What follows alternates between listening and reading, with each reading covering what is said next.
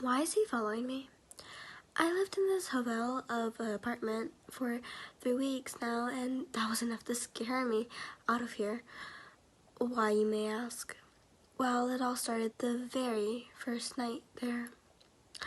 I brought a suitcase holding a very spare amount of clothing because the look of the apartment scared me enough, so I planned for it to be a temporary home. The receptionist was kind enough and gave me a room key to room 22 on the 3rd floor. The place screamed unprofessional, so I didn't expect much. I pressed the 3rd floor on the elevator, and there was when the nightmare started. I spent the rest of my day lounging in my room on my phone, my fingers aching from scrolling on TikTok. By the time there was a knock on my door, it was maybe 8. I stood there tiredly and pulled open the door to a man. His silver eyes with heavy bags under them, and they twitched every few seconds. He had worn out clothes embedded in dirt and lounged as he stared at me. His reeking hairline spoke for itself. He looked like he was in maybe his 30s. I looked at his chest for a name tag of sorts in case he was an employee. He held my gaze for a good minute before I spoke. Hello? I muttered, staring at his blank expression. Hello, I said, more roughly, but the man just stared. I blinked and the man was just gone like that. I bit my lip, unsure what to think. Maybe I was imagining things. Maybe I needed my daily cup of coffee. Whatever it was, I decided to let it go and went to lay down on my bed. But that wasn't the last time I was going to see him. I fell asleep at maybe 9 and woke up at 6 to a loud banging at my window. I was sure it was going to shatter into a billion pieces, but it didn't. It held its place until the banging stopped. I don't know what I was thinking, not getting up to look at it. But that entire time I just laid in bed, my eyes wilted and the sound of shot through the air. I was tired and needed coffee. I headed down to the breakfast buffet, if you can even call it that. The options weren't very plenty.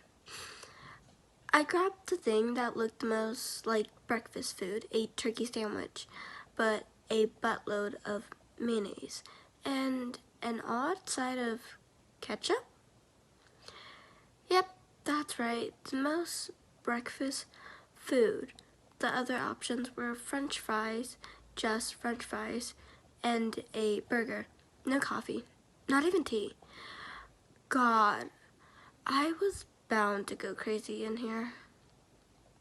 I sat down at a table full of crumbs and sighed. Placing my plate down, I began eating, and then the same man from earlier sat down in the seat next to me, his breath on my neck, and he was close, too close. I scooted away and said, Sir, I'm sitting here. You'll have to find another seat. The man said nothing and scooted closer. Sir, I almost yelled out. I had a very serious thing about personal space. I got pissed off with the man's antics and stood up with my plate to sit down somewhere else. The man followed and I got a new seat. He also followed. I growled, standing up and leaving the buffet. The man continued behind me like a ghost. I got into the elevator and he followed. I started to run down the hallway to my room. I unlocked the door and the man an inch behind me, his breath on my shoulder. I slammed the door on his face and I laid down into my bed. Loud banging noise and my door. He just wouldn't get a hint, would he? The same schedule continued for 2 days. Why was he following me? Everywhere I went. I got tired of this and just accepted I had a shadow. I went to the store, he came with. I went to the laundromat, he followed. As long as I would sit there, writing on my bed, I wondered if I should post this. 1 second, I just got a notification. I just opened it. It said, Room 22 on the 3rd floor is now following you on Instagram. Why is he following me? I'm so sorry. This is so short.